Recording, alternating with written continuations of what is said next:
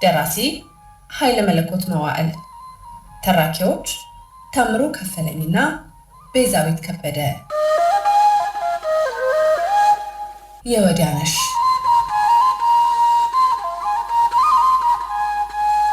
የጌታነህ የቅርብ ጓደኛ ጉልላት በታላቅ ቁጣ የጌታነህን ኃላፊነት የጎደለው ተግባር ሲኮንን ቆይቷል። እንዴት ስሜትህን ብቻ ተከትለ የደሃ ሴትን ሕይወት ያለ ኃላፊነት ታበላሻለህ የሚለው ወቀሳው ጌታነህን ዝም አሰኝቶታል። እርግጥ ነው ጌታነህም ቢሆን ጥፋት መስራቱ ሳይገባው ቀርቶ አይደለም። ነገር ግን በጉልላት ቁጣ ከህሊናው ጋር ሊሟገት ችሏል። የወዲያነሽ ክፍል 10 እነሆ ወደ እናንተ።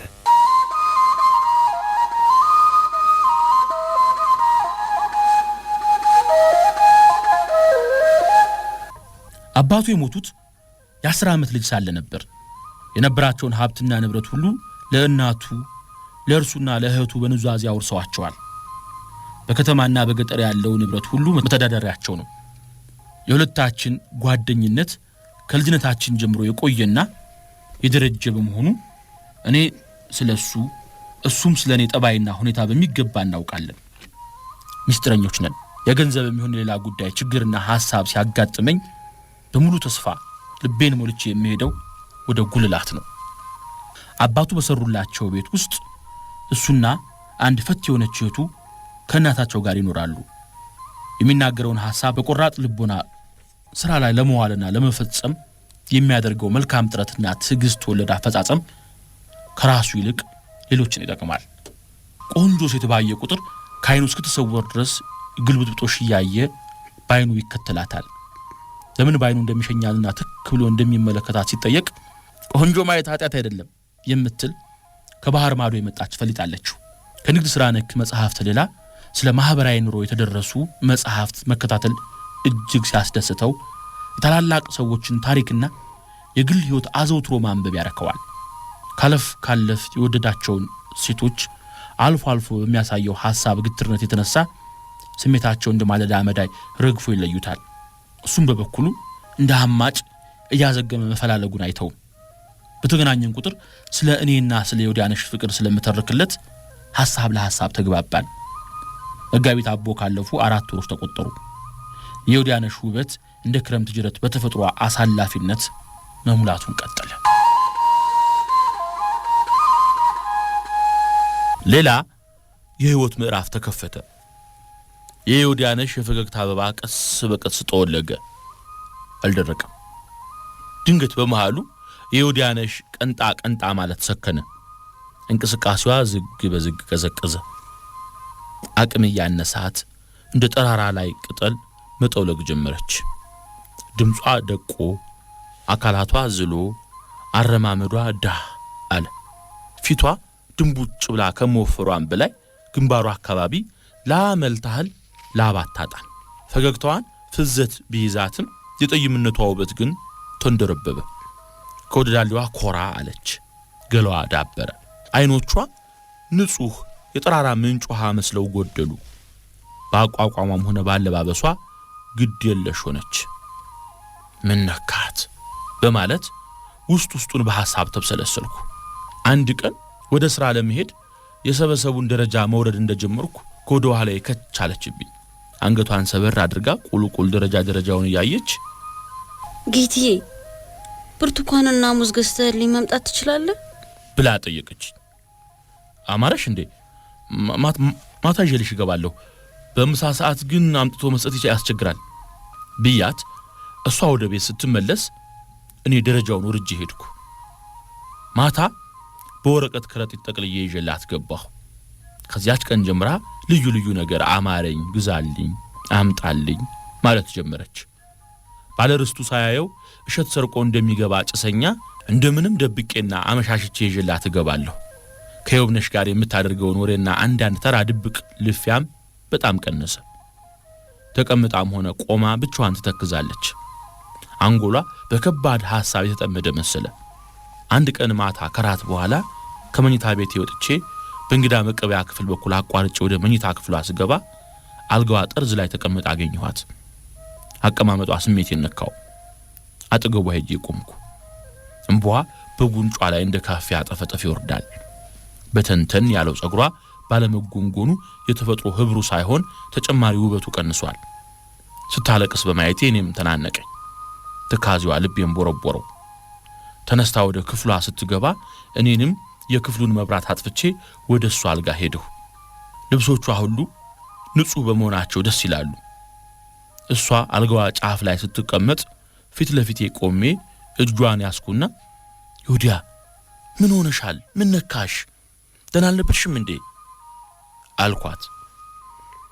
ምንም አልሆንኩ ብላ ባጭሩ መለሰችልኝ። ታዲያ ለምን ታለቅሻለሽ ብዬ ጥያቄን ስደግም እንዴው በድሌ ነው ማለቅሰው ብላ የሚተናነቃትን እንባና የትካዜ ቁራሽ ለመዋጥ ሞከረች። እድልሽ ምን ሆነ? ምን መጥፎ ነገር አጋጠመሽ ብዬ አይኖቿን በመሐረቤ ጠረኩላት። አይ ጌታና ምን ብዬ ልንገር? አንተ ወንድ ነህ። ምን ቢሉ ምን ታውቃለህ? እኔስ አንደኛዬን ከርታታ ነኝ፣ አንተ ደግሞ ብላ ሐሳቧን ሳትጨርስ ድምጿ በእንባና በለቅሶ ኃይል ተሸነፈ። መሪር ሐዘን ተሰማኝ። ብድግ ብላ አንገቴ ላይ ተጠመጠመች። የከዚያ ቀደሙ የወንድነት ስጋዬ ፍላጎቴ ሞቶ ተገነዘ። ከጥቂት ደቂቃዎች በኋላ አስተኝቻት ወጣሁ። ምን እንደሆነችና ምን እንደነካት ለማወቅ ባለመቻሌ አእምሮዬ ምክንያት ፍለጋ ኳተነ። በማግስቱ ጧት ፊቴን ስታስታጥበኝ ትንሽ ፈገግታ አየሁባት።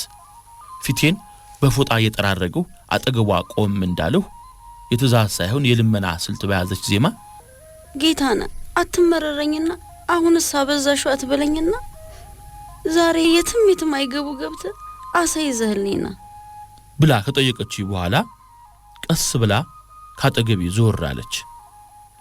ካንድ ከታወቀ የሀገር ባህል ምግብ ቤት በእንጀራ አስጠቅልዬ በንጹህ ወፍራም ወረቀት ሸፍኜ በድብቅ ይዤላት ገባሁ። የዕቃ ቤቱን በር ዘግታ አፈር አስጋጠችው። ከሁለት ሳምንት በኋላ አንድ ቀን ማታ ትልቁ ክፍል ውስጥ እንደተቀመጡ የዮዲያነሽ ሰው የለም ብላ በመገመት የክፍሉን መብራት ለማጥፋት በውስጥ ልብሶቿ ብቻ መጣች። ያልታሰበ አጋጣሚ ነበር። የእናቱን ሞት እንዳረዱት ሰው ክው ብላ ደነገጠች። አይደበቀው ስውር ሸክሟ ተጋለጠ። የደበቀችውን ችግርና የለቅሷን መነሾ በገሃድ አይቼ ለየሁት። ዮዲያነሽ አርግዛለች። በዚያች ደቂቃ ውስጥ የስቃዋ መነሾ ዋናው ጦስ እኔ እንደሆንኩ ስለታወቀኝ ራሴን በጸያፍ ወራዳ ደረጃ አየኋት። ሕይወቴን እንደ ልክስክስና መርዘኛ አውሬ ቆጠርኳት። የጉልላት ቁጣና ተግሳጽ እንዲሁም ማስተያየቶች ሁሉ መንጋጋና ጥርስ አውጥተው ነቸፉኝ። ህሊኔ የማረፊያ ቦታ አታ በስቃይ ገመድ ተንጠለጠለች። ስለ ችግሯ የማውጠነጥነው ሐሳብ ሁሉ እንደ ጥላ ነፍስ የለሽና የማይጨበጥ ሆነ። ማርገዟን ካወቅሁ 1 ወር እንደ 1 ሳምንት አለፈች። የዮዲያነሽ ማህፀን ተንቀሳቃሽ ሕይወት ሲያረግዝ የኔ ያንጎል ማህፀን ደግሞ ረቂቅ የጭንቀት ሐሳብ ጸነሰ። ያም ሆነ ይህ አንድ ቀን ቢስቱ ዓመት ይጸጸቱ በመሆኑ የዮዲያነሽ ተፈጥሮን ማታለልና መሸንገል ስለማልችል እርግዝናዋን እናቴና እህቴ በየተራወቁ። ከዚያ በኋላ የኔና የዮዲያነሽ ነገር ከሆዲያ ኑሩት ያድናል፣ የተናገሩት ያስገድላል ሆነና አባቴ እንዳይሰማን መሬት ቃጤ እንዳትሆን ተፈርቶ እርሱ ፊት እንዳትቀርብና ጉዳዩ እንዳይጋለጥ በእናቴና በእህቴ በኩል ሚስጥር ሆኖ ቆየ። እኔ ልጅት እንኳንስ የች ቀላሏንና ሌላም ነገር አውቃለሁ ከዘር ነው ከአጥንት ብላ ባሽሙር ነካካችኝ። ፊቴን ማየት አስጠላት። የነገሩን አዝማሚያ ለመከታተልና ድንገት የሚሆነውን ለማወቅ ወፍራም ትግስት ተከናነብኩ። ያም ሆነ ይህ በሕይወቴ ውስጥ የመጀመሪያዋ አስፈሪና አሳዛኝ ቀን መድረሱ አልቀረም። አንድ ቀን ማታ ከምሽቱ 2 ሰዓት ገደማ ላይ ዮዲያነሽ እንዳመጣላት የጠየቀችኝን እሽጋ ሳይዤ ገባሁ። ለወትሮ ወደ ቤት ስገባ ማድ ቤት አካባቢ አለዚያም ትልቁ ክፍል ውስጥ አገኛት ወይም አሻግሬ አያት ነበር። ያን ዕለት ማታ ግን እንኳንስ አካሏ ድምጧም ጠፋ። መኝታ ቤት ውስጥ ከገባሁ በኋላ ካሁን ብቅ ትል ይሆናል በማለት ብዙ ጠበቅኩ። ምናልባት መግባቴን አላወቀች ይሆናል በማለት በመስኮት በኩል ብቅ ብዬ በቀጭኑ አፋጨሁ። ፉጨቴን የአካባቢው አየር ከርሶ አጣት። እንደገና ደግሞ ዘፈን መሰል ፉጨት ሞከርኩ። እንደ ቀዳሚዋ ወደመች። ሰሚ በሌለበት አካባቢ ምንም መልስ አይኖርምና ሙከሬ ከንቱ ሆነ። ከወደ ወላጆች የመኝታ ክፍል ውስጥ ተራ እየጠበቀ የሚነሳ ሳቅ ይሰማል። ምናልባት እዚያ ትኖር ይሆን? እናቴ ስራ ሲዛት ይሆን የሚል ጥርጣሬ ገባኝ። የምሰማው ሳቅ ለቅሶ መስሎ ተሰማኝ። ቤቱ የሐዘን አዳራሽ መሰለኝ። በጆሮዬ በኩል መርዶ መጣብህ፣ ያውም አሳዛኝ መርዶ እያለ የሚነግሩኝ መሰለኝ። የማየውና ከፊት ለፊት የነበረው ነገር ሁሉ አስፈራኝ። ሽሽ፣ አምልጥ የሚል ቃል በሐሳቤ እየተመላለሰ አስጨነቀኝ። የተንጠለጠለውን መብራት የብርሃን ሳይሆን የስቃይ ማሰራጫ መሰለኝ። የመጣው ይምጣ ብዬ መኝታ ክፍሏ ውስጥ ዘው አልኩ። የዕቃ ቤቱ ዕቃ ቤትነት አልተለወጠም። የወዲያነሽ አልጋ ግን ሰው አልባ ሆኖ ተዘርግቷል። ልብሷና ሌላው ኮተቷ ግን የለም። በቁሜ በደንኩ። ወደፊት ራመድ ብዬ ሽቅብም ቁልቁልም ተመለከትኩ። ቤቱ ወና ሆነብኝ። ግድግዳው ላይ የለችም የሚል ድምጽ የሚነበብበት መሰለኝ። ካልጋዋ ፊት ለፊት ግድግዳውን ተደግፌ ቆምኩ። የወዲያነሽን መልክና ፈገግታ ውበትና ለዛ ሁሉ እንደ ደንከል ግመል እየተጎተተ በህሊኔ ውስጥ በሰልፍ አለፈ። በመጨረሻ ድንገት ከባህር ውስጥ ብቅ እንደሚል አሳ በህልም መሰል ትርኢት በአንጎሌ መድረክ ላይ ብቅ ብላ ጌትዬ፣ የኔ ጌታ ምን ላድርግ ትለኛለህ? ያ የፈራሁት ሁሉ ደረሰ። አይነህን እንኳን ባያትና ችግሬን ብገልጽልህ ደስታዬ ነበር። ግን ደህና ሁን ሳልልህና ሳልሰናበት አንተንም ጭንቅና ጣጣ ውስጥ ነክሬ ለመንከራተትና ለመሰቃየት ወጣ ብላ የምትነግረኝ መሰለኝ። አይኔን በሰፊው ከፈት ሳደርገው የህሊናዬ ውስጥ ትርኢት እንደ እንኩቶ ጢስ በኖ ጠፋ። ብዬ ቤቱን በጮት ለማናጋት 2-3 ጊዜ አፌን ከፈትኩት። የማላውቀው ኃይል ጉሮሮዬን አፍኖ ከለከለኝ። ክፍሉ የሙታን አዳራሽ ስለመሰለኝ ወደ መኝታ ክፍሌ ተመለስኩ። ውሻ እንዳየች ድመት ግልገል በፍጥነት ተመልሼ ወጣሁ። ያን እሽጋ ሳይዤ ወደ ዘበኛው ዘንድ ሄድኩ። አሮጌ ብርድ ልብስ ለብሶ በበትሩ መሬቱን እየደቀደቀ ካንዲት ለጊዜው ማን መሆኗን ካለየኋት ሴት ጋር ሲያወራ ደረስኩ። እዚያ ታች ያለችው ህይወትም የምትጎሽመው የፍቅር ነጋሪት ያውኖራል። ሴቲቱ በድንጋጤ ብር ብላ ወደ ማድ ቤት ገባች። አዲሱ ዘበኛ ከተቀጠረ 4 ወር አልፎታል። ጠጋብዬ ያቺ እዚህኛ ቤት የምትሰራው ጠይም ልጅ ወዴት ገባች ብዬ ጠየቅኩት። ክንብድቡን ወረድ ካደረገ በኋላ 10 ሰዓት ገደማ ነው መሰል ከመቴ ጋር ምን እንዳገናኛቸው እንጃ አላወቅኩም። ደማቸው ፈልቶ በከዘራ ከደበደቧት በኋላ ጓዟን አስይዘው ዳግመኛ ዘስቀያ አካባቢ አይነሽን እንዳላያት ይኸውልሽ ብለው አባረዋታል ብሎ አረዳኝ። ህሊናዬን እንደ ጦር የሚወጋ ጭንቀት ወረራት። እሽጉን አሳ ካጥሩ ጫሽ ቀንጥሬው ገባሁ። መስኮቱን ደገፍ ብዬ በብርሃን ሽንሽን ውስጥ የሚርመሰመሰውን የውጭ ጨለማ በተዳከሙ አይኖቼ ስመለከትና የትካዜ ቅልልቦች ስቀባበል የመኝታ ቤቴ በር በኃይል ተበርግዶ ተከፈተ። እንዲሁ ቆመ በቀረኸው አለኝ አንድ ቀጠን ያለ ድምጽ። መለስ አልኩ። ልክስክስ ውሻ ዘር አሰዳቢ አጥንት ተረካሽ ወይኔ ልጅት ወይኔ ተካበች ብላ በንዴት እየተንዘፈዘፈች ቆመች። በሩን ከፍታ የገባችው እናቴ ነበረች። አንት ምናምንቴ ያ ከሩቅ ስጠላውና ስፈራው የነበረው ጉድ በኔ ላይ ይድረስ ብለ ደግሞ ከማንም ብራሪ ገረድጋ እንዲህ ያለ ነገር ትሰራ? አንት ቀሌታም ቀላል በቁማችን ትቀብረን።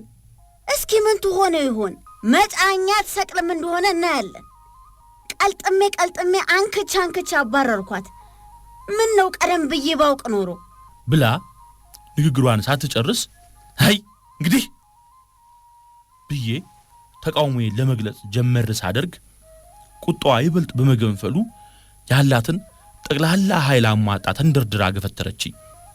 ከአንድ እርምጃ በላይ አልተነቃነኩም። አንድ ጊዜ በጥፊ አላሰችኝ። ምን ይሆናል አለችና ከንፈሯን ነከሰች። አባቴ ይሰማና ጉዳችን በአደባባይ ይወጣል ብዬ ነው እንጂ አንተንስ እንዲህ አልነበረም። ወይነዶ ብላ ወጣች። እኔም ግን ከዚያ ይበልጥ የመረረና የከፋ የሐዘን ጉም ሸፍኖኝ ስለማያውቅ አፌን ደምደም እያለኝ ኩርምት ጭብጥ ብዬ ወንበር ላይ ተቀምጠው የዓይኖቼ የእንባ ምንጮች ትኩስ እንባ አንፎለፎሉ። የዮዲያነሽ ሕይወት እንደ ምሽት ፀሐይ ስትጠልቅ ታየኝ። የምገባበት አታና የምትሄድበት ግራ ገብቷት ከመንገድ ዳር ቆማ እያለቀሰች ስትንሰቀሰቅ በዓይኑ ዙሪያ የሚንቀዋለለው እንባ ውስጥ ታየችኝ። አሁንም እንደገና በሩ ተከፈተ። ቀና ብዬ አየሁ። የውብነሽ ፈገግ ብላ አልጋው ጫፍ ላይ ቁጭ አለች። ከቁም ነገር አልቆጠርኳትም። ቆየት የት ብዬ ግን ብልጭ ስላለብኝ ከወንበሬ ላይ ቱግ ብዬ ተነስቼ ውጪልኝ ብዬ ጮኩባት።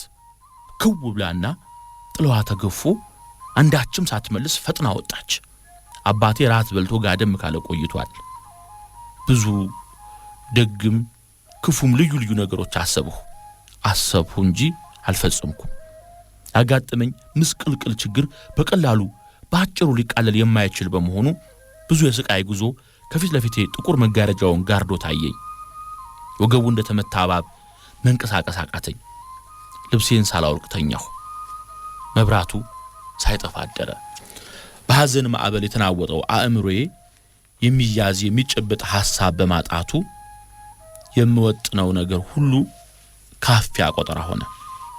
የዮዲያነሽ ቀጠን ባለ ድምጽ ብይህ ነበር የኔ መጨረሻ እንዲሆነ ለኔስ አዲስ ነገር አይደለም እያለች የምታነጋግረኝ ስለመሰለኝ ከ3 ጊዜ በላይ ባነንኩ።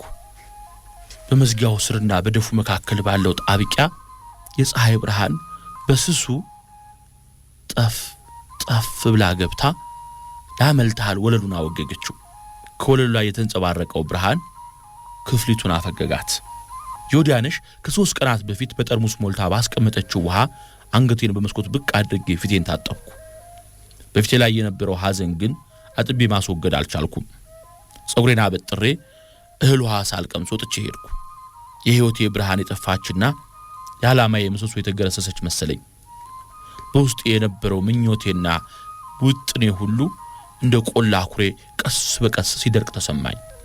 ያን ዕለት ጽሕፈት ቤቴ ውስጥ ተቀምጬ የሰራሁትን ሥራ ሁሉ የተስተካከለና የታረመ አሰራር አልነበረም።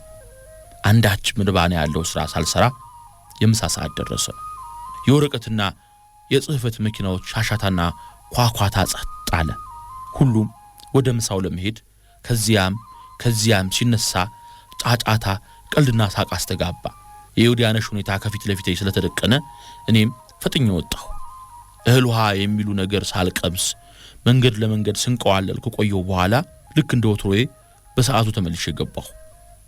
ብስጭቴ ግን ናለይን አዙሮ ራሴን እንድጠላ አደረገኝ እንጂ የሰጠኝ አንዳችም የማስረሻ መፍትሄ አልነበረም። ያልተለመደው ኩርፊያ መሰል ዝምታዬ የሥራ ባልደረቦችን ሁሉ ግራ አጋባ። ደፍሮ የጠየቀኝና ምክንያቴን ፈልፍሎ ለመረዳት የሞከረ ግን አልነበረም። የመሬት ሥርዓተ ዑደት 12 ሰዓትን አደረሰውና ወጣሁ። የዮዲያነሽ ደራሲ ኃይለ መለኮት መዋዕል፣ ተራኪዎች ታምሩ ከፈለኝና ቤዛዊት ከበደ። የዮዲያነሽ